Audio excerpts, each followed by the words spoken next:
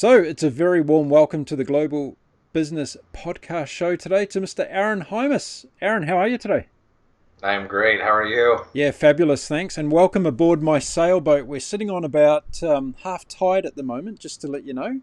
And Okay. we're in about 6 meters of water. And we've got a beautiful sunny day with about 20 knots of southeasterly wind blowing. Okay. Did you want to know any more than that? That was about it. Well, no, that's good context to know. I need to know if I could know your fathoms from the bottom. That would be helpful. Yeah, But yeah. no, that's perfect. So now you know where I am. Whereabouts are you? Tell us whereabouts in the world are you chatting to us from today? I'm from Phoenix, Arizona. Phoenix, Arizona. Now that's a fantastic part of the world. Very dry and hot at the moment, is it? Yeah, it's about 114 degrees right now. Whoa! So you're spending your days inside an air conditioner, eh? Yep, we have reverse winters here, so we're on the same schedule as New Zealand and Australia, where we're inside. Of course, this is our winter time, we call it, Yeah. and because we just go from temperature control to temperature control. That's So it. we should divert a little bit because I do have a travel podcast, and I'd like you to tell all my listeners what are some of the reasons people should come to Phoenix, Arizona for a holiday. What are the good things to do in Uh, Phoenix? uh, Besides, well, don't come in the summer. I would say that's absolutely you're not going to get a good representation. But during the winter months, it's to me it's the best place on earth. Mm. I mean, like the month of March here is like the best of all worlds. We have spring training going on at the time. We have phenomenal weather and stuff. It's just so it's good for golfing, great for hiking. You know what I mean? Just being outdoors and stuff. It's really, you know, what I love it here. I've been here since 1996, Mm. and what I love about it is that there's just so many days when the ambient temperature is this almost like the same temperature as your body. So it's just like you're just floating through air. Mm. And it's just I really like it. So where were So you originally from? Where did you move to? South Dakota, which is in the Midwest. Yeah, a lot cooler up there for sure. Yeah, yeah, in the wintertime, yeah, yeah, sub-zero, Yeah. and yeah, so I had good reason to get out of there. Did it take long to adjust to going to Phoenix? It was a much bigger city. I came from a town of about 12,000 people. Mm. I was in the service, and then I went back to Yankton, South Dakota, where I was from, and then came down here, and it was adjustment to city life. You Yeah. know, Yeah. Everything's moving much quicker, and then of course had to deal with the summers. Had to figure that whole thing out. Like, okay, if it's hot, you need to be in a pool, Yeah. Yeah. ASAP. Yeah. And but yeah, it was a major adjustment. But we have and had a lot of people from South Dakota and stuff like that come down here, transplants. Yeah. Right. So you're always continually surrounded by friends and such. Yeah, cool. Okay. Well, I've been to Phoenix probably 5 or 6 times over the years, and Okay, good. enjoy the place, and have fond memories of a couple of good restaurants and bars there. But that's another story. We'd spend another podcast on that one. So Yeah. we're talking business. So what line of business are you in at the moment? So I have two major lines of work. I do project management with new products and such. I call that my day job. Hmm.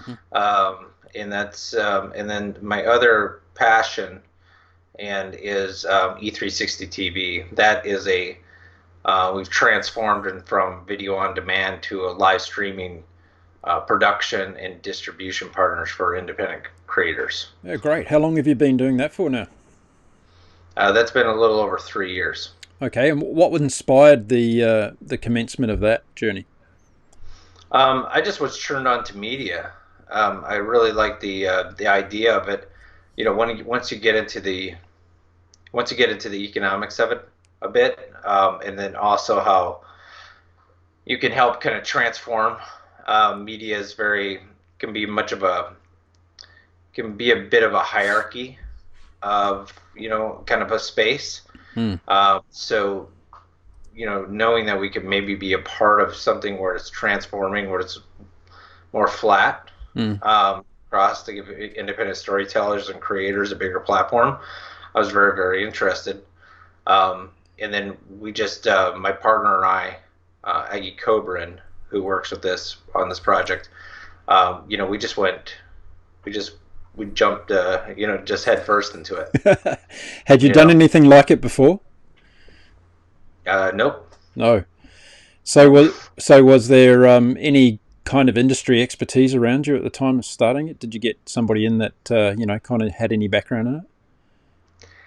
Yeah, we had some, we had people that were at the forefront when we were first starting and stuff like that could help out in a lot of consultations and stuff of trying to navigate the landscape. The What's interesting about that the space, but the OTT space, which is the over-the-top television, connected TV apps, live streaming, all those types of things that are involved in there. It is still kind of Wild West. Mm. You have Mm. your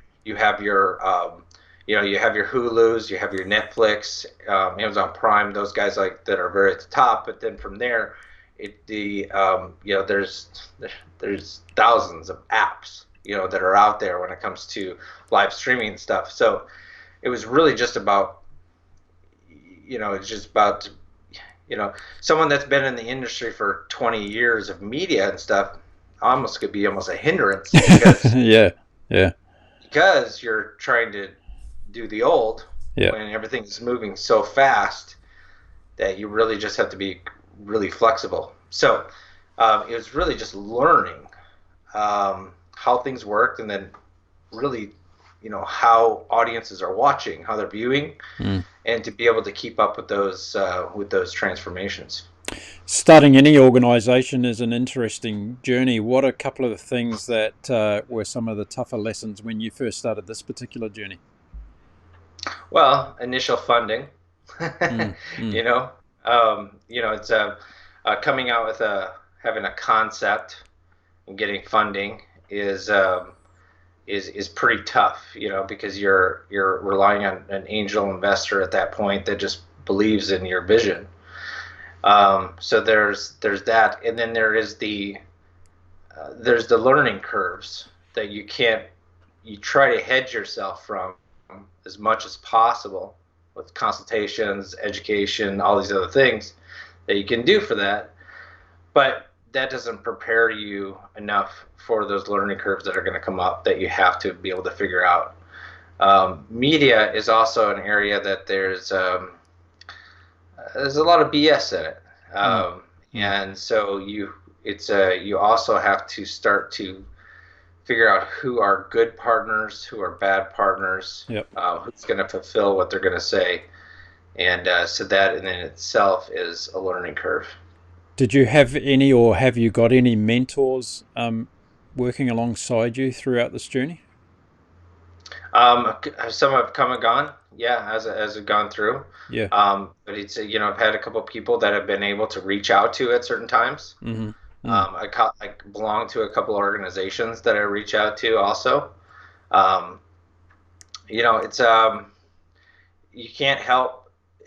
A lot of them can't help you as much as the technical aspects, but they can help with the leadership aspects, and then also some other business acumen when it comes to pivotal spots that you're in, of what's the best move.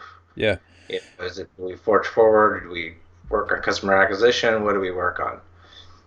People have asked on the show, what's the best way of going about getting a mentor to come in and help you with your business? What would you say to that question? I wouldn't be the expert, but I would say that I think it's it's all through those networks of people, and I think it's kind of flattering when you do ask someone to be your mentor. I think that is a everyone.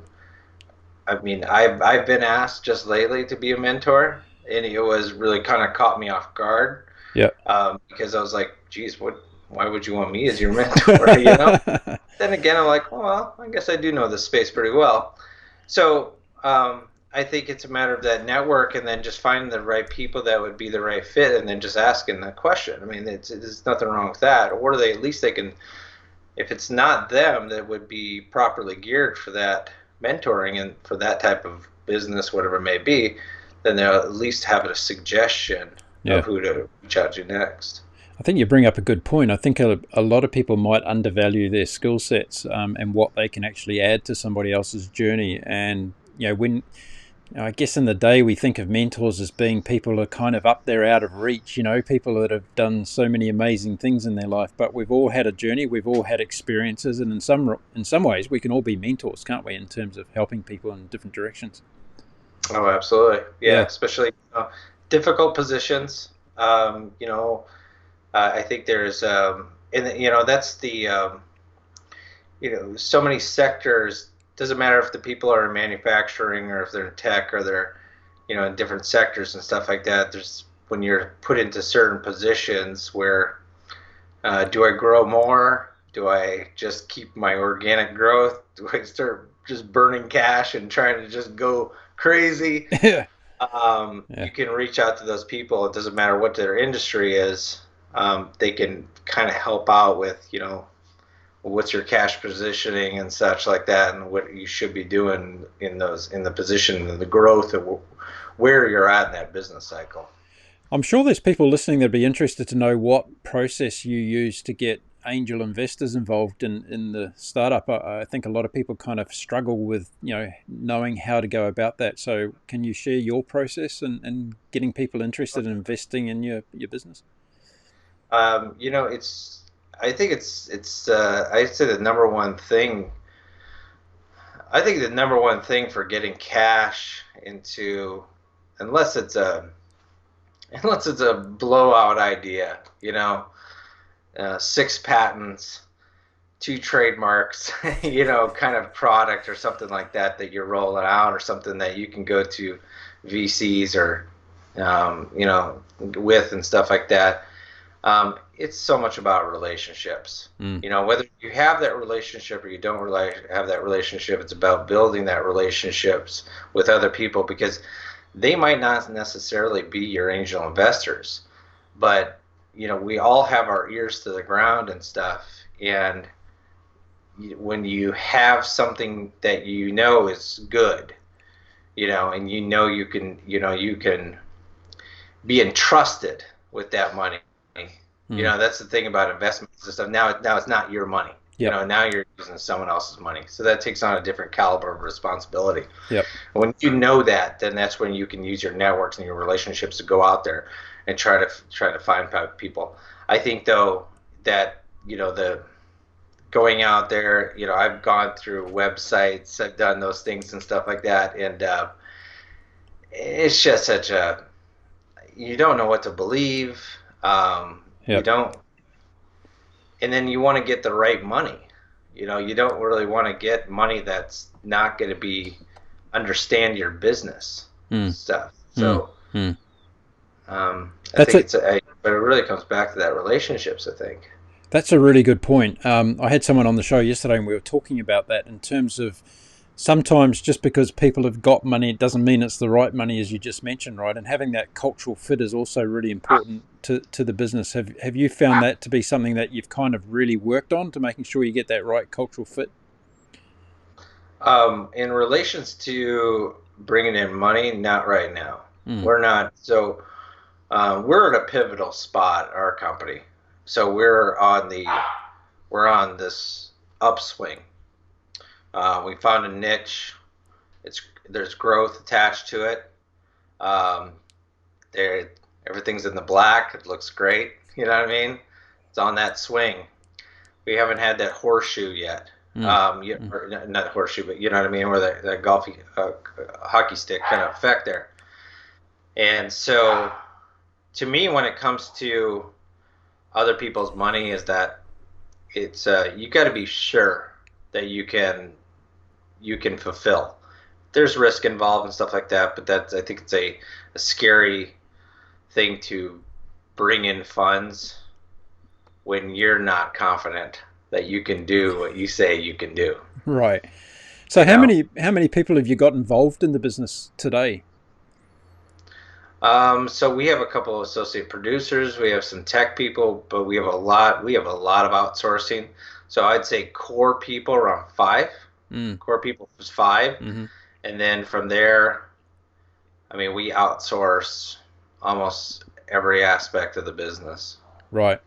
I And mean, and that outsourcing to- is that outsourcing procedure has come about through people again within the inner circle, or how have you gone about that?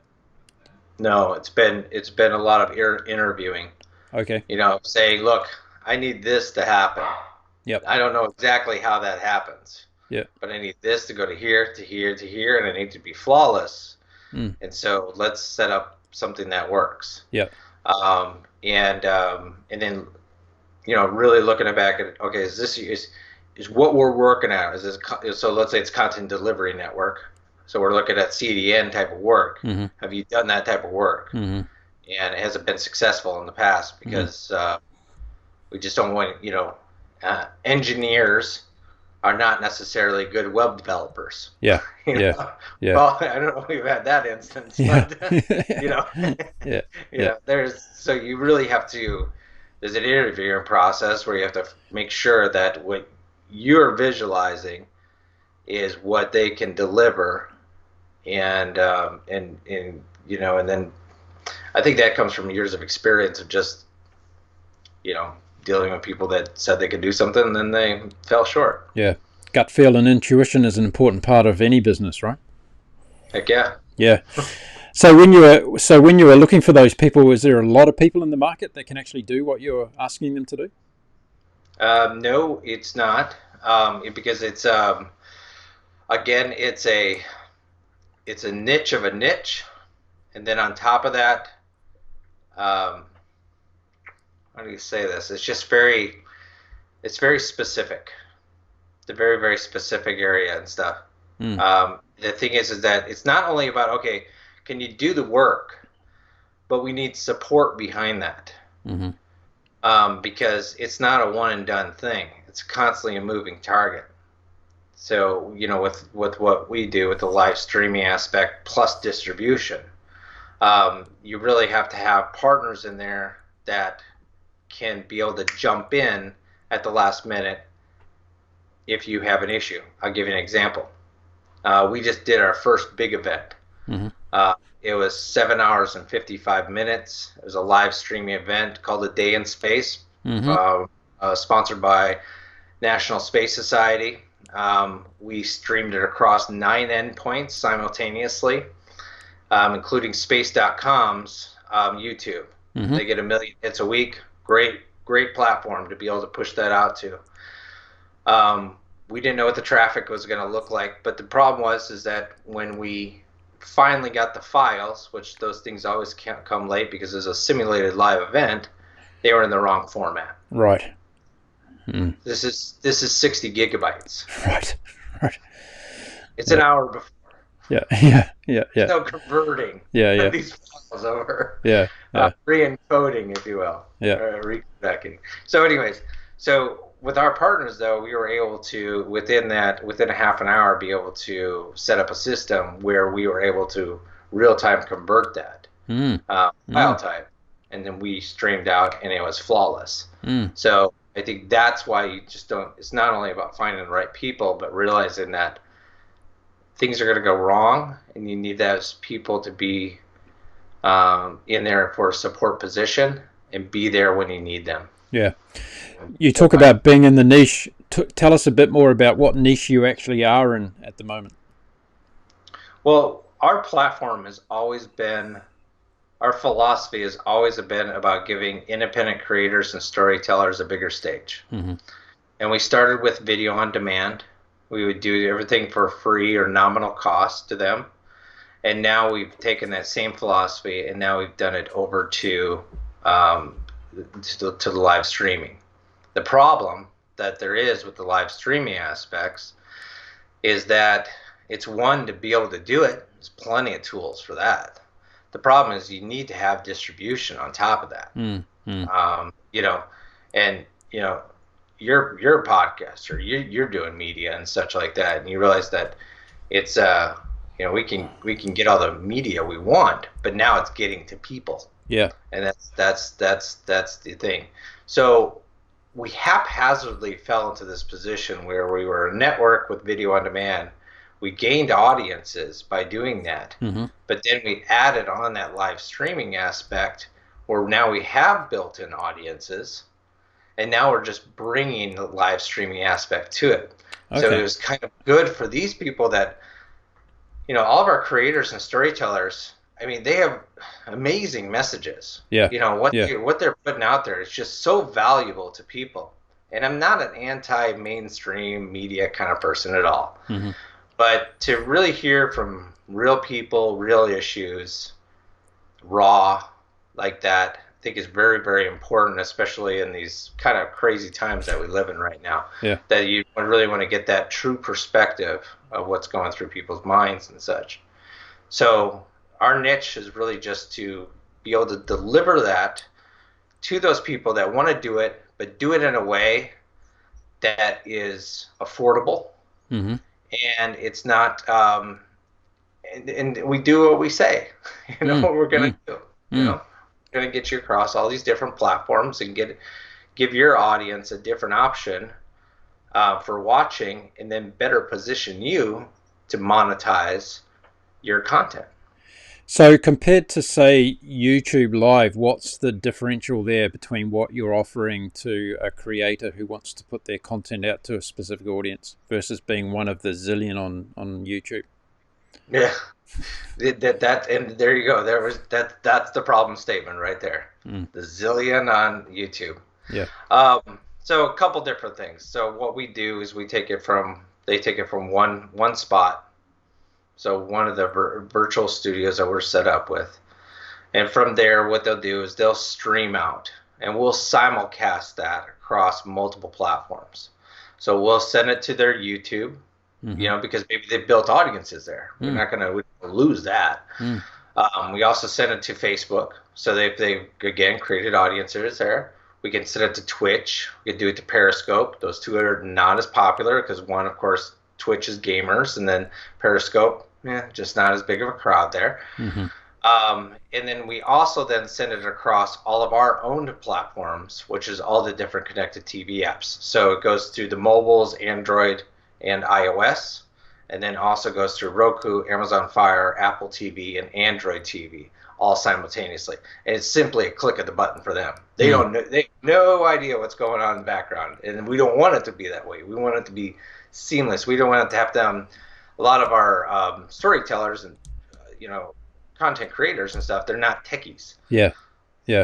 So in this process, when you're launching something like this, and it's a new innovation in the space, I guess, and it's evolving all the time, as you've just mentioned, how do you entice the early adopters to come on board and support it? And I'm talking about the content creators in this instance.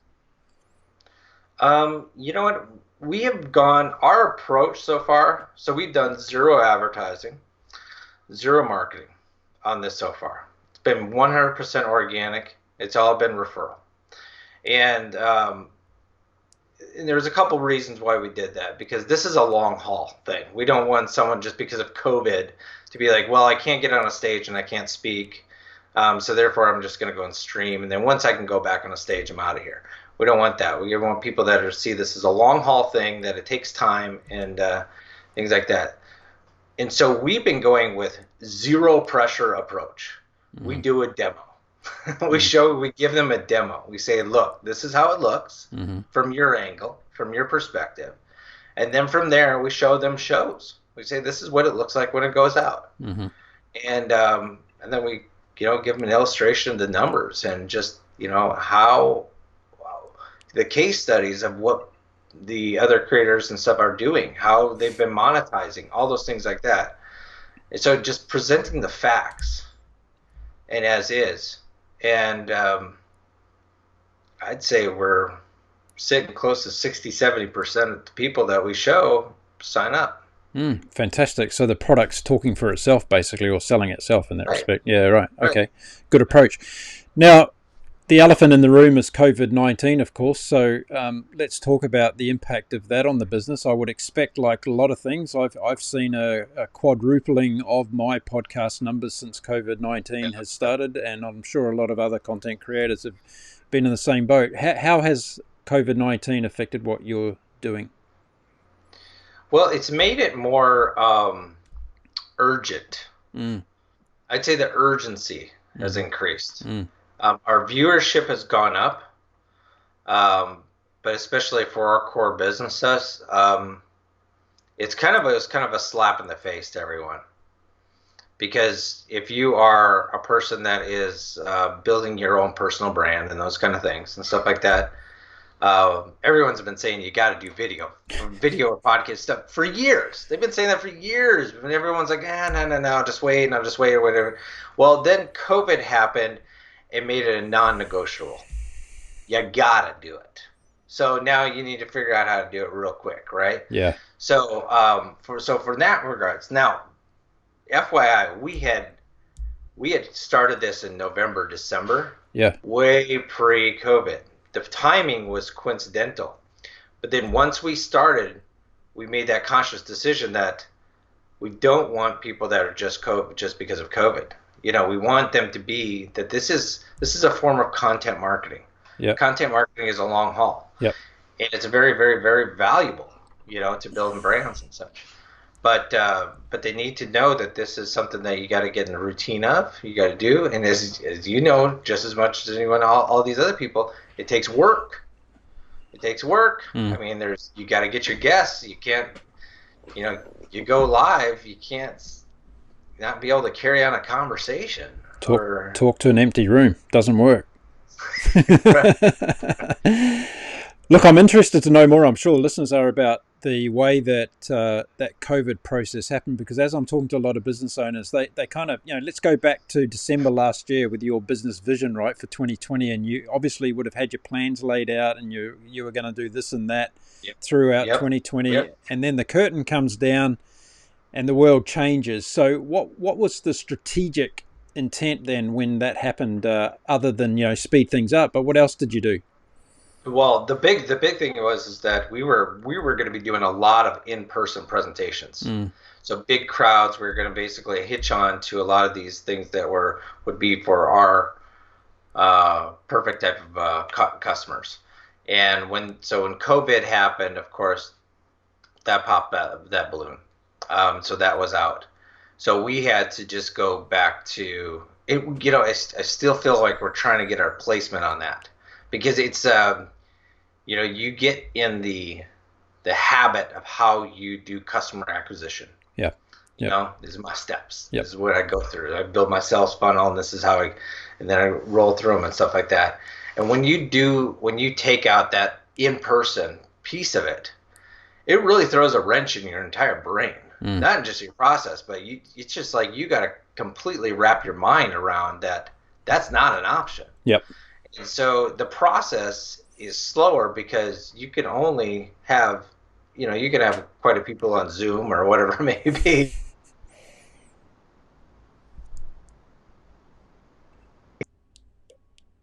Is a bit tougher. Yeah, absolutely. So did you get to a stage where you kind of got zoomed out and all that was becoming difficult, or is that still something you're focused on?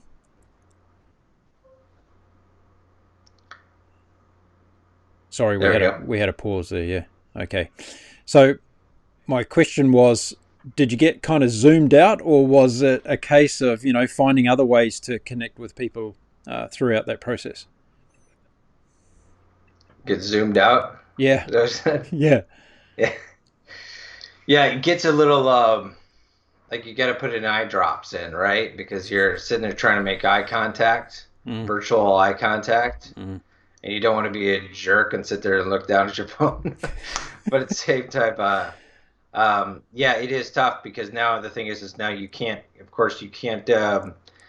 all the traditional other type of methods are out the window. So now you're in the customer acquisition, where you're using the same sales channels everyone's using. Yeah, right. Because we all have choices. Yeah, right. So, and that is through online, and that's through online networking and all these things like that, which have always been noisy. Mm. And now you got, now there's more and more people with bigger voices. So it is a challenge. Absolutely. So has COVID-19 and the way that you're going about the business now, has it changed fundamentally the way the business is going to operate going forward in the short to medium term? Not internally, not really internally, because um, our everything that we do is everything is virtual.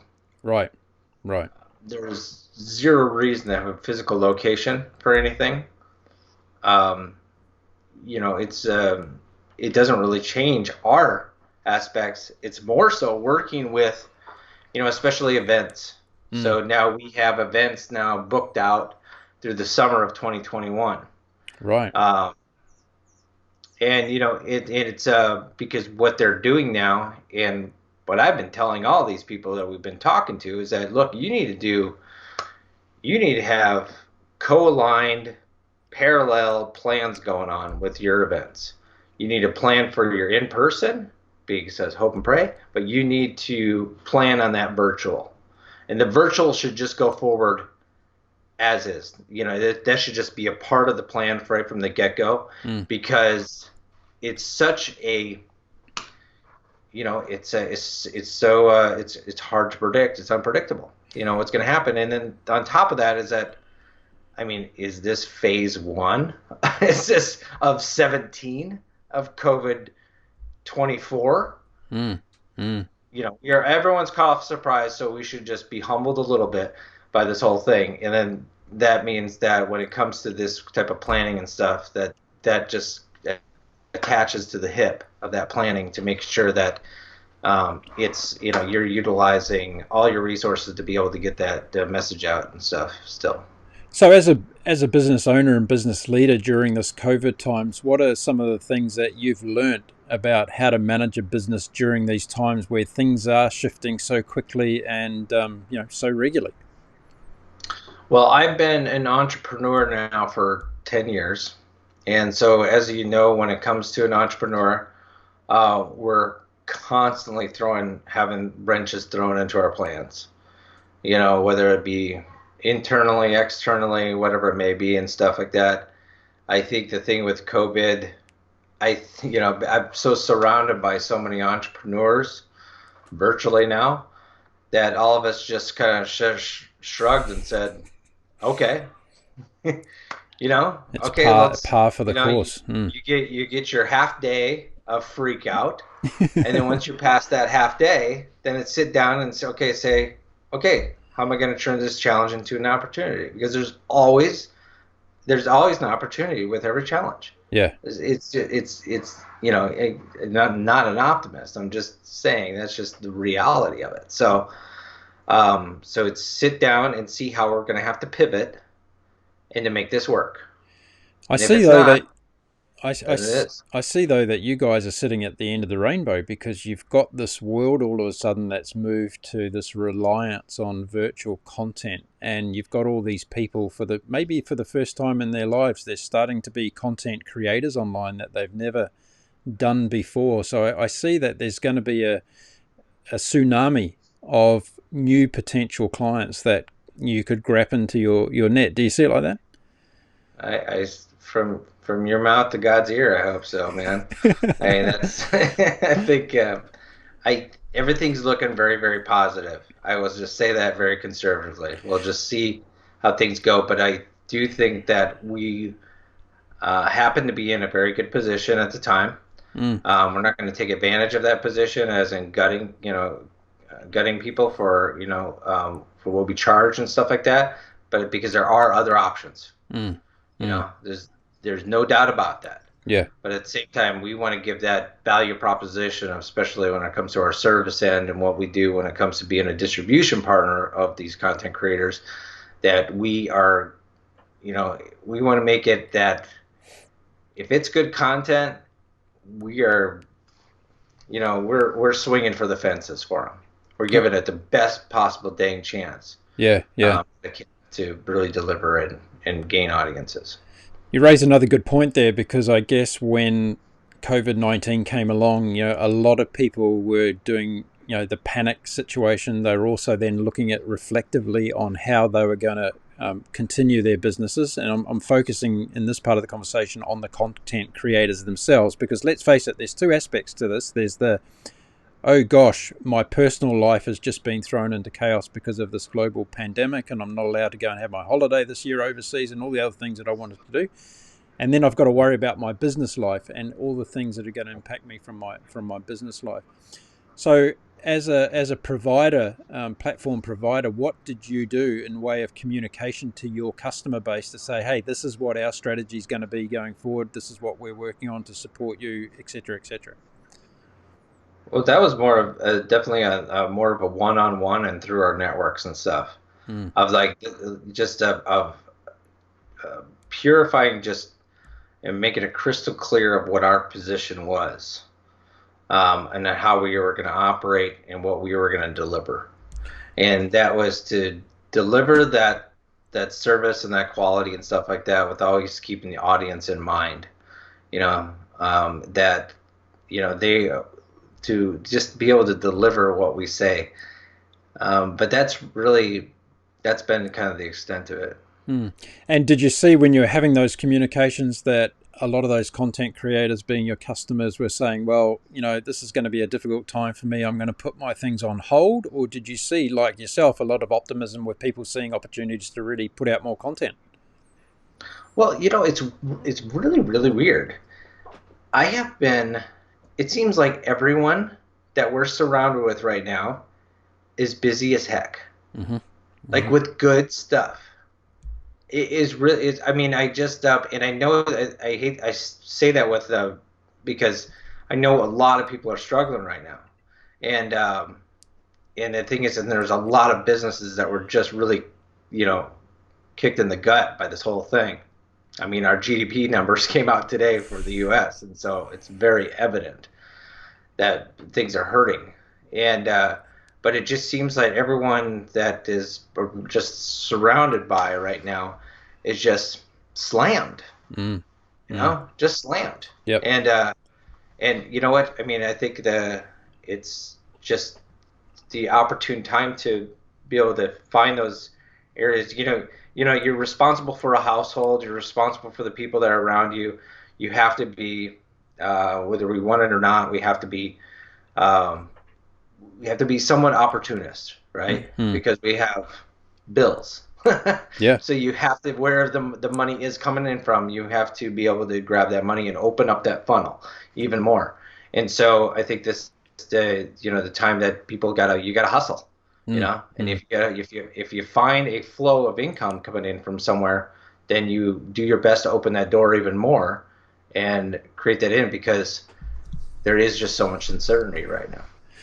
So just adding to that, if there's people out there watching this today and listening to your optimism, and I share that because I see a lot of amazing things happening in the online space at the moment. I think there's a lot of innovation coming down the pipe. I think there's a lot of excitement in terms of new things that people are starting that are going to evolve into big business opportunities. And I'm talking about at a global level as well. And is your business got a global feel to it? Do you have customers all over the world?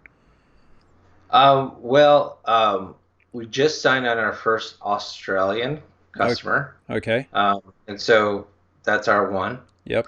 Okay. We did have, we have, so like our day in space, which was our biggest event so far. I mean, we had a huge audience in India. And because there's a lot of things going on in India right now when it comes to pertaining to space and stuff. We do have that global feel, but we're more focused on, North America for the most part. Yeah. That's where our central focus is, because that's where our networks are at. Yeah. People that and those kind of things. So we're, if you will, we're focusing on the low-hanging fruit, and then we'll build organically and stuff, and then we'll step on the gas and move more into the foreign markets. There is of course, we're all English speaking. We're just dumb Americans. We don't know any other language. So So, so there is that to take into play too. Yeah. That's just where we're at. Yeah, understandable. So, and I'm not calling you a dumb American, by the way. So I am. I'll let you say that. Um, so for those people out there today who are finding it difficult to manage their business during these times, and we've sat here and we've talked, in a positive sense that there's growth going on, there's lots of opportunities, but there are, as we know, people out there that are really struggling. So from a business leader and a business owner perspective, what advice would you give to those people now about how they should be managing or could be managing their businesses? Well, I would say that one is, never underestimate the hustle. When times get tough and stuff like that, um, I've been in sales aspects many, many times in my life. Mm. And I know that I can put a certain amount of energy forward, and that will open up a certain amount of sales funnel for a certain amount of time. So the thing is, though, is that the problem, of course, is that the customer acquisition part is the hardest part, and then getting your close ratios and those kind of things better and stuff like that, and that just includes your close ratios. But the thing is that you need to hustle. That's the bottom line. And if it's not working, then you need to reflect and figure out what you're going to do. Mm. I could say probably most of the business out there, it's not a dead horse. It's just a matter of taking them down a different trail. Yeah. Maybe that's just the way. And but again, I think that true entrepreneurs, that word gets thrown around so much, but true entrepreneurs, they're used to this. This is just the way it is, that you get wrenches thrown into your plans, you visualize it a certain way. And if that goes exactly as it's planned or whatever, then something's wrong, because that's just not how it normally operates.